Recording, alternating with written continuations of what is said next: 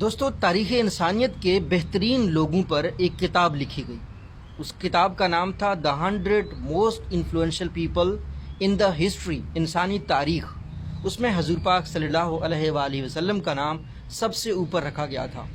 یہ کتاب کسی مسلمان نے، کسی مومن نے نہیں لکھی، بلکہ یہ مائیکل ایچ ہرٹ نے لکھی ہے۔ اور اس کا کرائٹیریا کیا تھا کہ کس طریقے سے وہ سوشل ریفارمر تھا، وہ کتنا بڑا ایجوکیشنسٹ تھا، کتنا بڑا وہ صبر اور بردباری کرنے والا تھا، کتنے بڑے مصلحت کے ساتھ وہ معاملات کو سلجھاتا تھا۔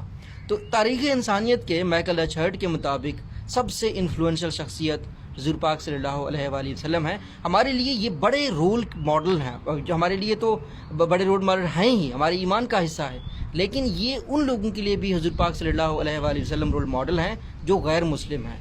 اور یہ جب حضور پاک صلی اللہ علیہ وآلہ وسلم کے پیغمبر خطبہ حجۃ الوداع